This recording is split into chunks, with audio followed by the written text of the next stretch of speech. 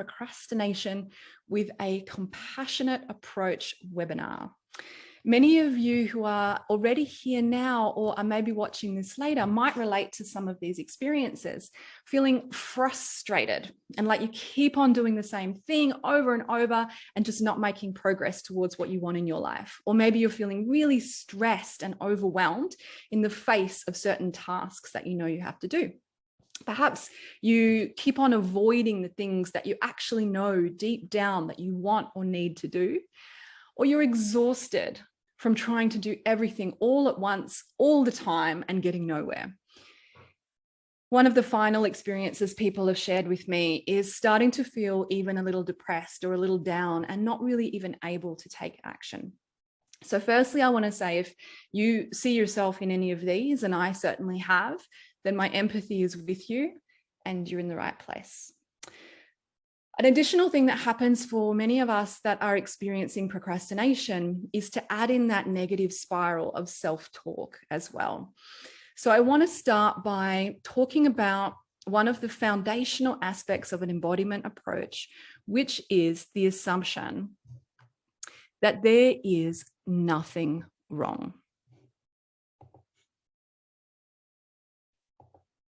Okay, so I'll go to this one because it's an easier one to see.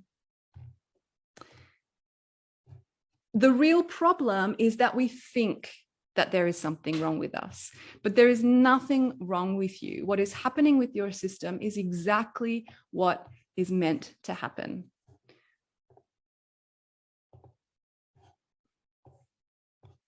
And bear with me as I fiddle with on-screen bits and pieces.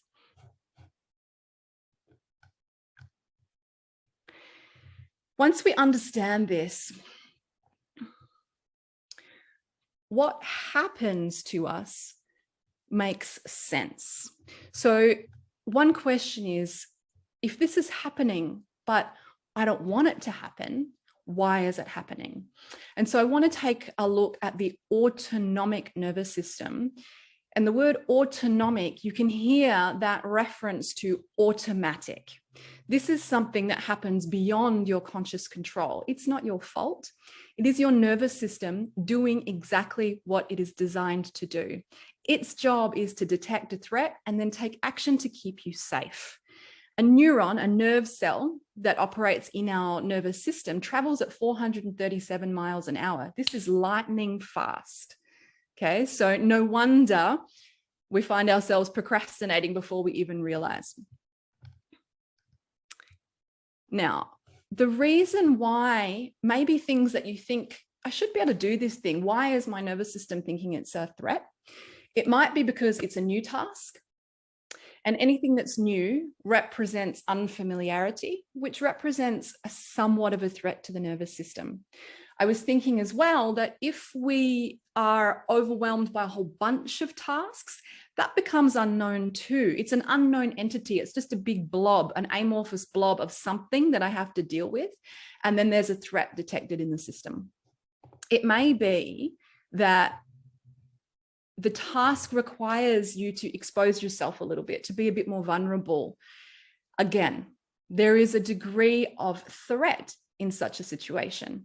The final thing, and I won't go too deep into this, but sometimes the task is reminding us of something else that happened that maybe we didn't fully process or resolve and settle. And there's something that's still being held in our nervous system. I'll give you an example. I have a client that we've been working on her becoming more assertive at work. And we were able to trace through the body sensations, which we'll practice together as well soon, trace the origin of why her system was reacting in that way, resolve some of that, and then she was able to take beautiful action as a result and have less of that experience in her system getting in her way and using up some of her energy. A teacher of mine says the issues are in the tissues. And so when we're getting stuck, we may sometimes have to go a bit deep, but the good thing is that the things that we're going to learn today are sufficient to move us out of stuckness without necessarily having to go there. We can still get stuff done, which is the point of today. So How do you deal with this? The solution is, as I said at the beginning, awareness to begin with. Learn how the nervous system works is a really helpful thing to do. It is our inherent biology, and I myself and many of my clients have found that this was super empowering. Then we're going to bring it into the body. Learn the different states of the nervous system and how they feel in your body so that you're not lost when you're feeling those things and you're able to orient yourself to where you are. Once you can orient yourself to where you are, you can learn to move between these different states of the nervous system consciously and deliberately, and then do it in a way that's tailored to the needs of your daily life and functioning, which is the specific focus of today. So, my potted version of explaining the nervous system. Okay, so for those who are already really familiar and experts, forgive me.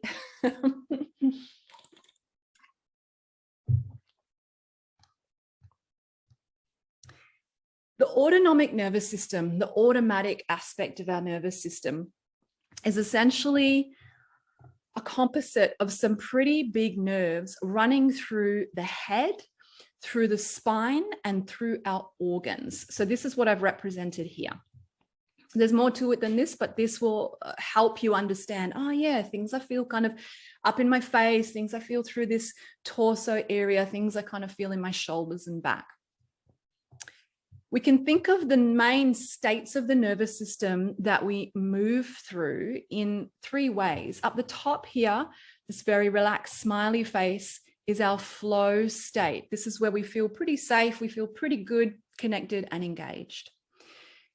If we detect a threat and we start to move into a different state, we come into this second state, fight or flight. Okay, we want to try to deal with the threat. The system has registered it and told our body to do something about it. If this doesn't work, we then are sent into a freeze or collapse state.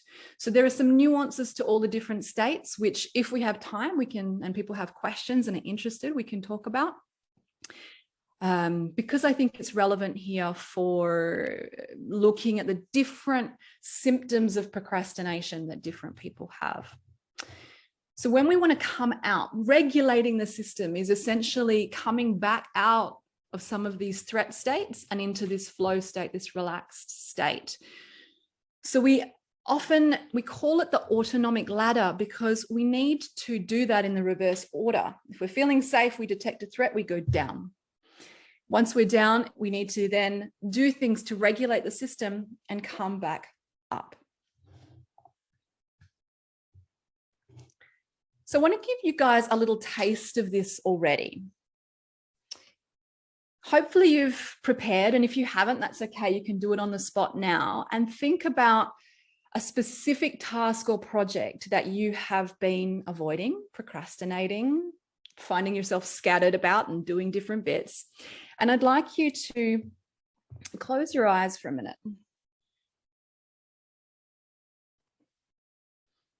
And take a breath. And with your eyes closed, can you picture yourself attempting this task or thinking about this task? And notice in your body where you feel the sensation that comes in response. Could be in your chest or your throat or your tummy or your hands, just wherever you're drawn to intuitively notice. And then notice what the sensation is. Is it pressure or contraction?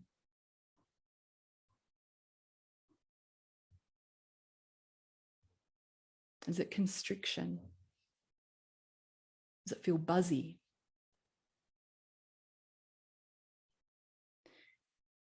And then I'd like you to, as you're feeling into it, rate the intensity of that sensation on a scale of 1 to 10. From, 1 being, oh, it's present, but it's cool, to, oh my God, get me away from this feeling, 10.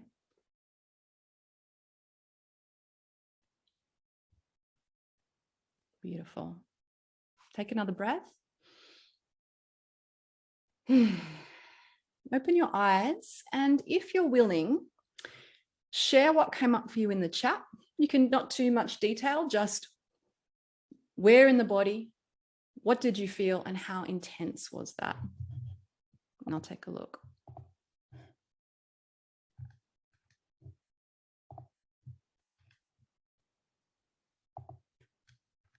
Beautiful.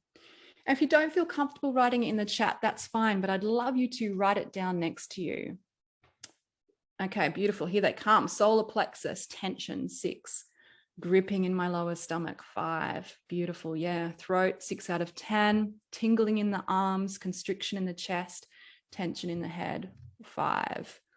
Okay. Chest, pressure, also some in the throat, 7, 8. Okay, guys, thank you so much for sharing. Yeah, there's some, medium to high levels of intensity there. Heart racing, 6. Yeah. Okay, beautiful. Chest, 4 to 6. Okay, great. Thank you, everyone. I'd like you to rate something else for me as well. You've got the options here. You can rate either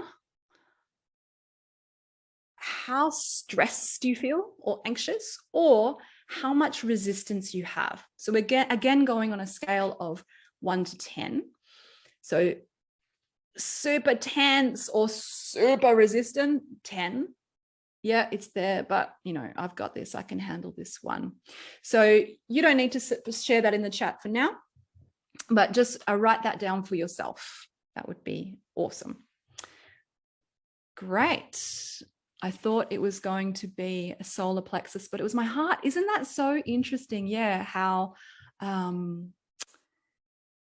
it can be surprising when we just really attend to the body and let the body guide us. Thank you for that, Shay. All right. So I think I said earlier that I wanted to talk a little bit about the nuances of the different threat states. And I think there is value in this. So let me share my screen again. Go here.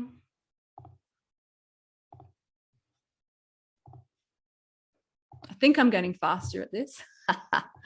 Okay, let me know if I'm getting any more skillful as we go along. At the top, when we are comfortable about a task and we're in the flow aspect of our nervous system, we're in the safety aspect, the task seems manageable, there's some degree of enjoyableness to it. I call this balanced and enjoyable. And actually, I'm going to share this other one because I've added a little bit. Can you guys all see it? I know it's a little bit small. Can anyone just tell me if they can't? Give me a thumbs up or a thumbs down in your reactions. Everyone can see it? Okay, cool. So I wanted to talk about the sensation as well. So in the flow state, this balanced, enjoyable, connected state, we might have something that's like warm and pleasant. A fight reaction from the nervous system in terms of a procrastination symptom or response will tend to be more your type A personality. So I really related to this one. This was my history. And it doesn't necessarily even look like procrastination because there's action, but it's scattered action without focus. It's like, I've just got to get everything done and I'll just do this thing and then this thing and then this thing and then this thing. And there isn't that sense of actually really making any progress when you really look. Flight. Many people know this one. I know this one too. This is that urgent kind of feeling in the body. So the thing with the sympathetic or with the fight flight part is there's a sense of urgency and intensity in the energy in the body. When it's a flight experience, we might run away and do that very important task like scrubbing around the edge of the sink 5 times, which I know some of the people in here relate to. Right now, got to get it done. If we're in a more of a freeze response, we have that frightened deer in the headlights, contracted feeling in the body, And we might also be even not able to feel the body, a little bit numb or dissociated. And I'll just fret about it, be anxious in my head, but not really able to take any action. The collapse state, we might start to notice hopelessness. Oh, there's no point in doing this thing. I'm so hopeless. I'm so tired. I'm just going to go to sleep. Now, in my experience, I know all of these states. I'm familiar with all of them and all of these experiences. But what I'd like us to do, I have all of these. Yeah. Pop down in the chat. Do you guys relate to these? Amelia, yeah. So all of us probably have some experience with all, and we do tend to have a tendency towards one often more than the other. So, and that might change at different times. For me, when I was very workaholic, flight and fear. Thanks, John. Yeah. So when we might have one that really stands out, or we might just be able to see, and we call this a home away from home in our nervous system. So again, I want to really invite you guys to bring beautiful compassion and beautiful appreciation to the nervous system for having found a way to keep us safe in certain contexts, for having used our stress response to try and help us. Okay, and we are going to show our appreciation back to the nervous system by learning how it operates, befriending it, and learning to work with it. Great. Okay. So what we want to do in this process, if you do identify, or you can allow yourself to identify a little bit more with one, I think I'm in that one quite frequently. This helps us map where we are. So I like to say we can't go somewhere else if we don't know where we are. If we want to get out of it, we have to identify where we are. So this process is about mapping where we are in the nervous system, and then helping ourselves to move up that ladder, to come out of the threat states and back into flow. Or if we find, and some of us might find this, and this is a beautiful gift, that we're already in flow. And then we will do these things to help us stay there. So most of the tools all of them, because we're only going to have time for a couple just to give you guys a little taste, they will do this for you. They will do both of them. So allow yourself to just relax. No, I've got you. You've got you. Your nervous system's got you. You're taken care of. So I'm going to show you a little bit of my model, and I might go back to the other version of the slides, which is a bit bigger. Those that did watch the preparatory video, you'll be familiar with these. These are the 5 major areas that I have identified, well, not me personally, but I've put together from a lot of research from a lot of other experts and our own intuition. That's the beauty of this stuff. So this is my model for how to work with this, how to best regulate your system to deal with procrastination. Some of you, I read through, thank you so much for providing us with the detailed information about your specific situation. It's really helped me as I've prepared this. I've really thought about what you guys are dealing with. And some of you mentioned that you also wanted to build confidence and resilience, as well as deal with the stress and procrastination. Happily, those things can really go together. You build confidence once you start taking action, and resilience is built in consistency, which will then also be a skill that gets applied to procrastination. So they all feed into each other. All right. So the proactive pause, resting before you need to, that's built in today. We're going to have little timers go off and take breaks. This allows you that moment to reset, to regulate, and to be more present to what's happening. Going to resource and regulate with very deliberate tools, the primary ones being breath, movement, and sound. This is what's helping you move up the ladder. Mindful movement helps you get the energy going through the body in the way that it needs to. Okay, so sometimes it's bringing you back into the body and just gently creating some energy to move for mobilization. And sometimes it's discharging an excess of energy so that you can calm down. Time boundaries. As I said earlier, the unknown freaks us out. So when we know I'm resting for this long, I'm working for this long, there's a sense of ease that can come into our process. And I think I put it in the video in my mantra. If I don't know when to work and when to rest, then all I'll do is stress. Better rest, better work here, better work there, better rest there. And then the final aspect is this visibility and what we call co-regulation, which is tapping into that human need for connection to each other and getting safety through seeing a friendly face. Think about the exercise we did at the beginning. And we can even do that deliberately, softening our faces to communicate safety to each other, giving each other a little smile. And on the flip side, being witnessed and seen in our vulnerability and our attempts is very regulating for the nervous system. So most of this is already covered. We've got proactive pauses built in, we've got time boundaries built in, and we are co-regulating here together. And there's visibility in the fact that you've been willing to take some action, pop your stuff into the chat, etc. The things that I'm going to add and take you through as we move into the second half of our session together and actually do some work is the resourcing and regulating and the mindful movement. Okay, so coming from a yoga teacher background, that's a lot of what I've practiced for many, many years. So we'll do this. I'm just thinking about the timing to get us done on the hour. I think we'll do it.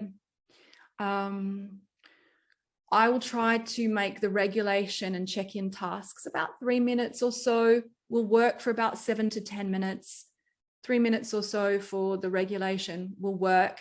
And then I really wanted to give you about 10 minutes at the end to check in if you had any questions and just refine anything about this. So I'm going to get in the background. I might chat to Erin because she's really good with time boundaries, and her and I have a lot of practice doing that together. And if we need to make any adjustments to that, I'll let you guys know. So any questions before we move into taking compassionate action with our procrastination to move into action on our tasks?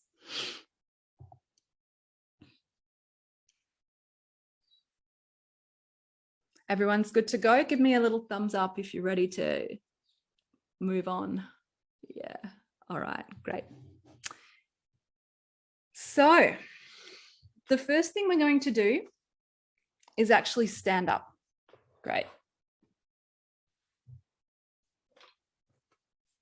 I'm going to lift this up a little bit so you can see me.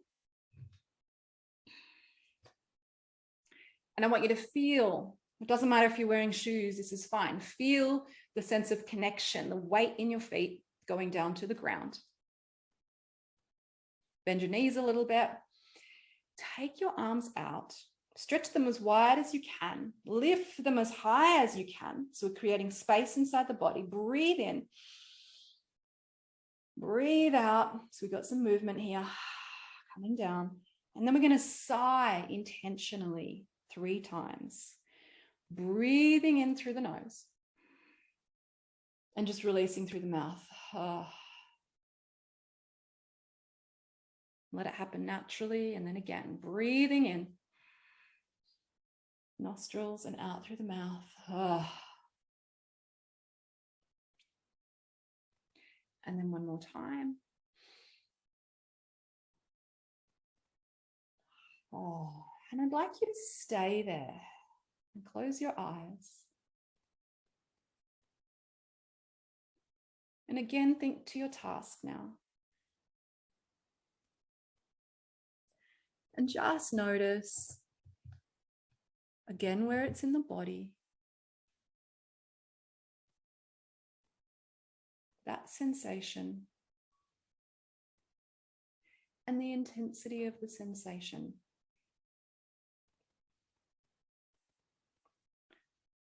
So you guys can just do this for yourselves once you start to settle down. Take a breath in and out. And just write it down for yourselves. After doing the breath, name the location in the body, and I'll share this up on the screen in a moment for you so you can see the sensation and the intensity. And then again, your level of stress and or resistance. Even a half or a quarter of a point of a shift is a great result. And even Don't worry if you find it's increased, or we will deal with all of these things. Just really give yourself space to experience whatever is happening in the body.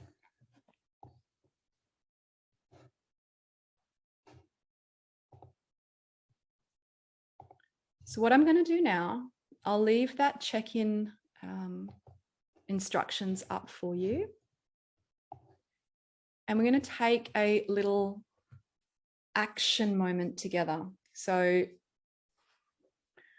please, if you're willing as well, pop into the chat what it is that you're working on. So this visibility, making a declaration. I saw a thing from Lane Beachley. She said, proclaim it. So we're going to proclaim it in a very safe space together, what we're working on. And then I'm going to put the timer on for 7 minutes. And we're going to work on the task that we've brought to this session today.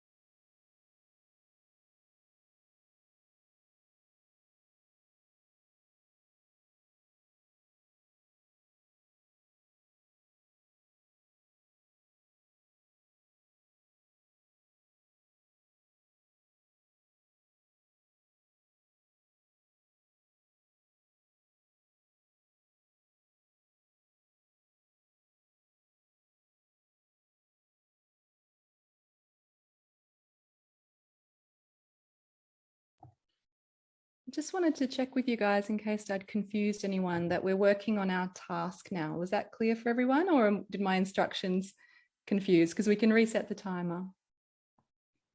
Just let me know down in the chat.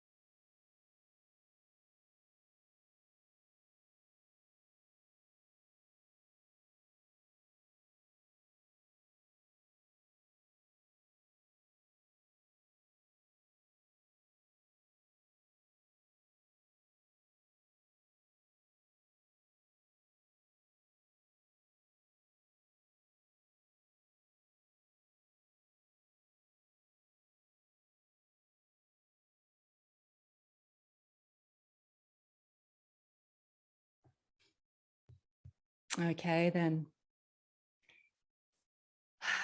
How did you all go? I saw some responses already in the chat, which was awesome to see that there was a little bit of a shift. Did anyone find, did the movement and breath work? Again, noticed it's shifted more into my throat now from the chest. Beautiful, Paula. And did you notice any shift in the intensity as well?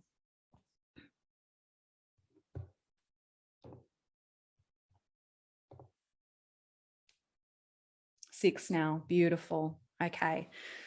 So I'm just going to bring this into gallery for a second so I can see all of your beautiful faces and just connect a little bit.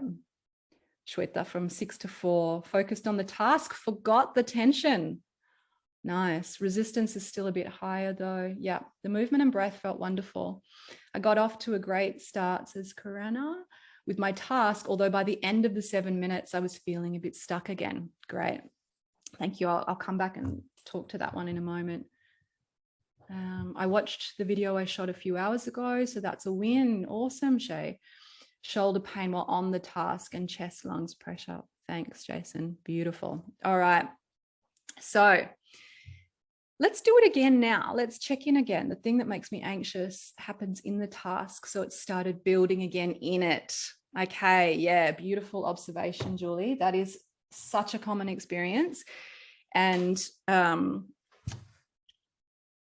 I'm going to speak briefly to these things now, but I want to give you guys a chance to go through it a couple of times. And this sort of responds to Julie's comment because especially in the beginning, as we're learning and practicing and implementing these tools, we have a nervous system that's been very conditioned in a very particular way over, I don't know how old everyone is, but for myself, 45 years, it's not going to shift in 7 minutes. You know, it's going to take a little longer. So the fact that you maybe got 2 minutes more focus than you would normally have, and maybe a half a point of shift in 20 minutes of connecting and talking with us compared to the conditioning that you've given or has been given to your system over X number of years is fantastic.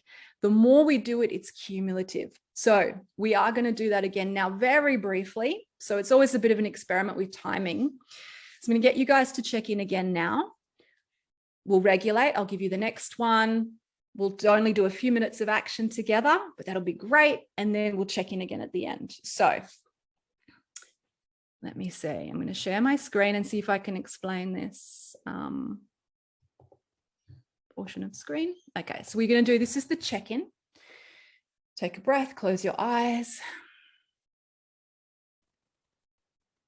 Again, picture yourself doing this task. Notice the sensation in your body.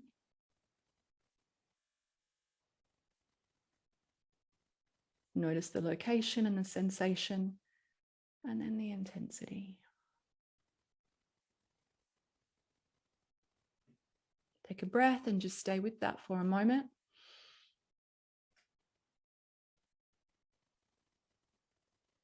And then open your eyes and take a moment just to write it down again. So every check-in, we just write down location in the body, sensation, intensity of the sensation. And you're welcome to share it in the chat or pop it into your own notes. Either is fine.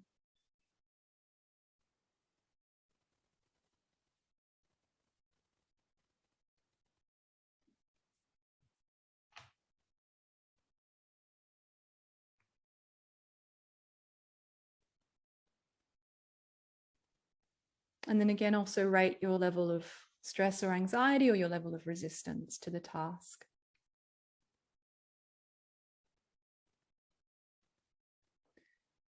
And what we might, another point that I want to just touch on before we move into the final action that Paula's drawn to, if we're finding, oh yeah, the resistance is still the same, this is where the nuances come in of what particular action we need for our state and what regulates us. So this is why we get to practice lots of different things together. It moved, a different, Shay says, more movement. Great, beautiful awareness, Paula. I feel like I'd need more movement again. Relieve some of the nervous energy. Yep, It moved, a different aspect of the same issue, feeling a lack of support, this time in neck and back. It wasn't a sensation, more an internal urge in my stomach, chest area. Beautiful. So we're going to do movement now. I'm going to do 2 different types. So I want you to think about whether you felt that you were more in that fight-flight tendency, and we're going to get you to do a movement that discharges energy. So we're going to discharge that energy in an organized fashion. So that might apply to you, Paula, for I didn't realize how helpful. Yeah, beautiful. Okay. And if you feel like you're more lethargic or disconnected, then we're going to do a slightly different movement. So I'll get you guys to stand up again as well for this one. When we are in a sympathetic state or more of the fight flight, we need to get the energy out in an organized fashion. So I'm going to invite you, if that's you, to do a little bit of a shake and just to come up onto your toes a little bit, very gently, especially if you've got anything going on the knees or the lower back, and just bounce very gently, letting your heels drive back down into the ground and just shake it out. If you're more in the freeze or collapse, I'd like you to give yourself a hug. It's pretty hard to be down there in that stuck, dark place. So you're going to bring your right hand over the left side of your body, over the heart, and your left hand over the right shoulder, and just give yourself a bit of a squeeze here. Okay. This is sometimes when we feel like that, this is enough movement. We just want to come back into the body and get energy moving a little bit. Okay, beautiful. Great. And then we're all going to do, taking the arms down, spreading out, even just one breath. Inhale, arms all up, stretched, and then exhale. Arms down. Beautiful. While you're standing here again, check in. What can I feel when I think about doing the task?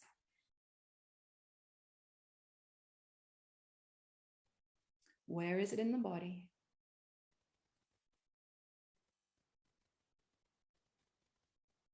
The sensation and the intensity of it.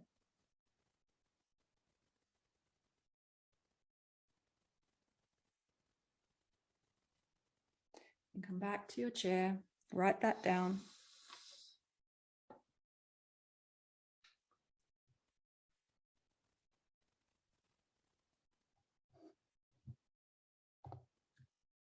And also write down your rating of level of stress or resistance.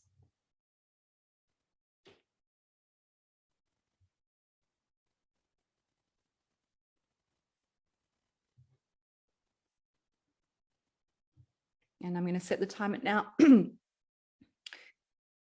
Just for 2 minutes, I want you to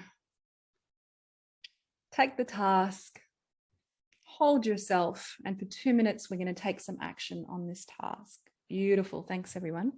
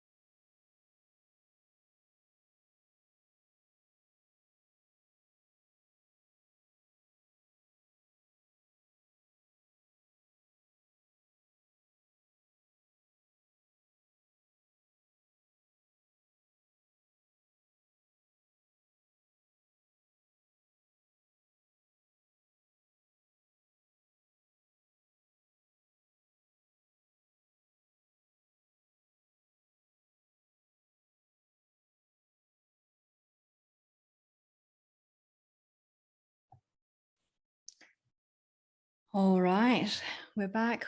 Well done, everyone. How did you go? I can see a few. I'll just tune into the chat here.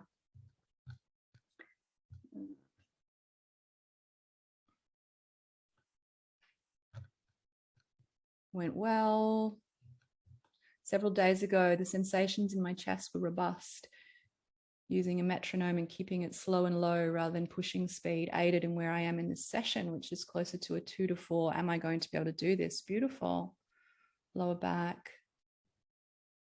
Paula says, interesting, moved to my gut, but less intense than in the chest. Yeah, isn't it amazing how we attend to it and we feel these shifts? And that's what we're learning to do, is to really tune into the shifts and then be able to shape those shifts with what we do. And really attending to ourselves personally. It's not a cookie cutter recipe. It's really about attuning to these are the tools and let's map what works for us individually. Feels like a heavy weight on my back and a slight headache. Back 5, headache 3. Yeah. How helpful that small movement and breaths. I after 30 years or something, I still go, oh, that works. That's right. The reason I teach this stuff. John says, my event resignation occurred yesterday. Oh, wow. Thanks for sharing that with us, John. I was so grateful for your email instructions in the past, recommended practices you've provided me with. It allowed me to make the decision. Fantastic. And lowered my stress level and will allow me more time to work on myself. That's beautiful. I'm so glad to hear that. Okay. I have a harder time starting, says Julie, and then stopping. I didn't want to stop. When I stopped, I noticed I had a craving to eat. My guess about that is that, because I think you had, from memory, you had a sensation in the gut. And my experience with this is as I begin to relax a little bit, I start to get hungry because my digestion actually is a bit more awake. Don't 100% know, but yeah, I have a harder time starting and then stopping. And that comes with practice as well, Julie, like having the trust that, oh, I can start and stop and I will get the momentum again if I use these practices. That'll help me. Paula says, yeah, a shorter time period made me contract a bit more. Oh, I'm sorry, Shweta. Yeah. So helpful to align task with time amount. Yeah. The craving to eat is more how, yeah, okay, I subconsciously self-soothe. Yep. That makes sense too, Julie. So what we're going to do now, and I'm absolutely delighted at the openness and the sharing and getting to connect with you guys today. It's really beautiful. And I hope what we've shared with you has been to some degree helpful. No need for apologies. Thank you. And we will now do a very brief Q&A. I'm going to mention a couple of things, and then I do have, if anyone wants to stay, so once we finish on the hour, feel free to leave. I know we're all, planned and scheduled and have lots on. Erin and I discussed carving out a little bit of extra time for people to do a Q&A with me. And then the room is actually going to stay open. So those of you that have just learnt and practiced these tools, you can stay connected to each other. So Erin and I can set up breakout rooms. If you want to keep co-working together with somebody who's just learnt and practiced the same thing as you, feel free to. I know a lot of us are working from home, so that option is available. Erin's going to keep the room open. She'll be working. She's a master regulator. Her and I have been practicing this stuff together for years. So she'll be there. That'll be for 2 hours following the session, but for 15 minutes following the session, I'm available for a Q&A if you want to talk to me about anything before I leave to go teach a yoga class. So are there any questions for anyone who needs to leave on the hour? Is there anything that you'd like to ask now about what we've learned or your experience? Julie, great. Okay. Julie, are you okay to come onto the screen, or would you prefer to just that I keep it with me answering your question?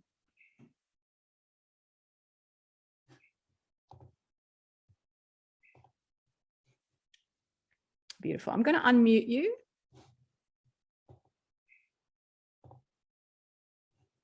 Would you like to ask your question, Julie? Yeah.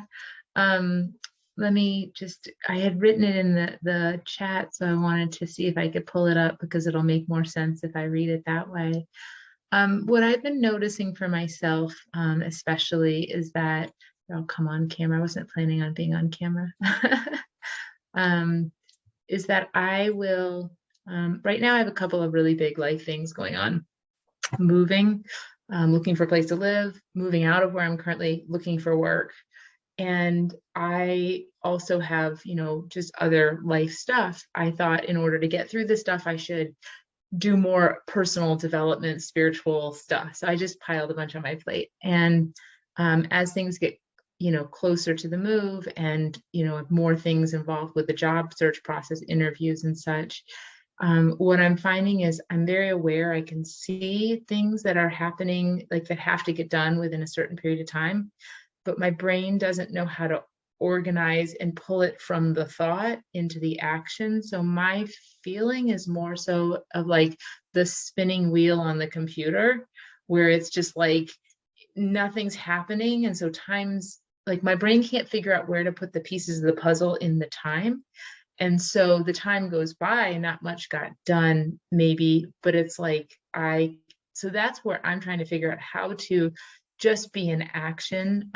I struggle with time management anyways. My brain doesn't process time maybe the same way as other people's, but that's what I'm just noticing mostly from when I get overwhelmed and the procrastination. It's not that I don't want to do it. It's not that I'm intentionally trying to avoid it. It's like I can't sync up what my brain can see that I need to do with like getting into the action of doing it.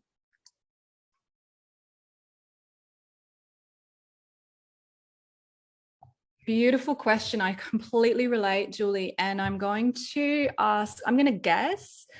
Yeah, a lot of people are saying they feel the same. So I think maybe we have brains that maybe actually work something similar to you. So I'm going to guess that maybe visual, let me know if this is true with a nod of your head, that visual stuff helps you a little bit, like, not having to hold it in your head, but like putting it out somewhere in front of you. Okay. So I'm going to make 3 suggestions. Yes, somewhat. A couple of suggestions. So just taking some action is super regulating for the nervous system as well. So you may have found that today, even if it wasn't like huge, like, oh, I did a little bit and yeah, okay, I've made some progress. There's a little bit of stuff. So in that case, just to come into more regulation, take enough action to get to a state where you can actually look at all of the different things and prioritize and start to sort a bit more. What I find really helpful is the timer. So putting that sense of containment around your tasks and activities, and whatever task you're doing, write it down on a clean piece of paper with nothing else on it, and have that in front of you. This has been a game changer for me and my clients. You just have that task there, put the timer on, do that. There's a cleanness about it that allows you to feel that momentum of getting something done and allows you to come into some center. On the flip side, make prioritizing, time for prioritizing a specific task in and of itself, and allow yourself to do it. I want to give you an example. Allow yourself to have beauty, love, compassion for the way that your brain works, and allow it to look, like that, whatever. Same thing. I am prioritizing, timer on, do it. Was that helpful?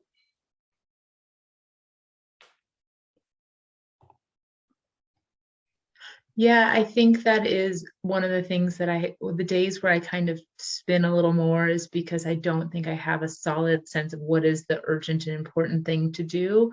And I have a method that I've used in the past, but I don't tend to, like, the days that I don't journal and make my priorities, I think are the days I have more of a sense that there's things that need to get done. I'm just not sure what to do. And if I do something, I'm like, I don't think that was the most important thing.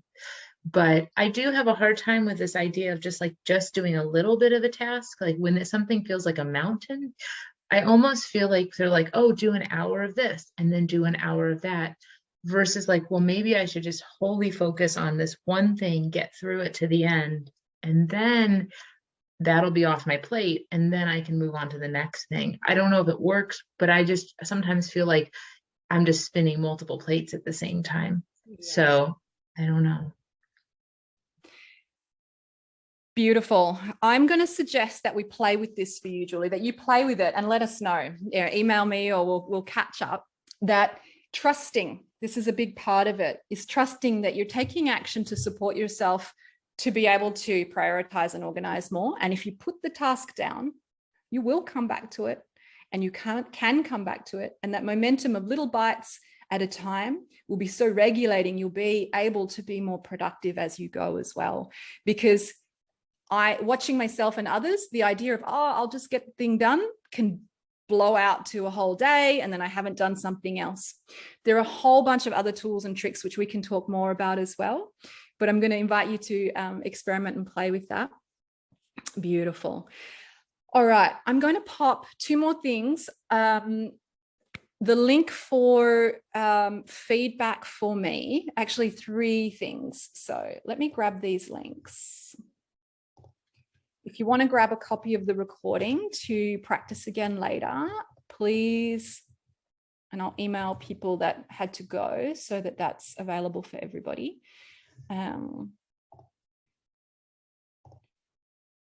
Please fill in your form there. If anyone, let's see. Now, if you want to have a chat with me about, let me see if I can find that link. About any of this stuff, if you want to understand a little bit more deeply how it works or how it might apply to your situation and your life, you are welcome to do that as well. I'll just pop that in there. And that's where I can just steer you a little bit.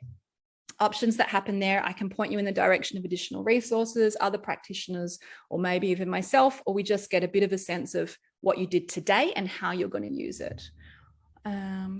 Yes, movement and breath is so important. Yeah, beautiful. Thanks, Julie. Take care. And then Erin's going to pop in some links as well, and I'll email all of this out to everybody afterwards for if you want to do a career power hour like we've done today specifically. They're on Fridays, and she also has like a co-working room available, and that's one where you just go in, no cameras on, write down what you're doing, take some action together, and yeah, there are the links there. Beautiful. Okay. Thank you, everyone, so much for your time and attention. As I said, I've got 10 more minutes now. We can keep, thanks so much, a valuable little power hour. Beautiful. It's my pleasure. And we actually do have some time for those that are still here. If you want to do a Q&A together, and if you want to talk to me privately, I can talk for a few minutes. I'm going to stop the recording now so that whatever Q&A we do is just between us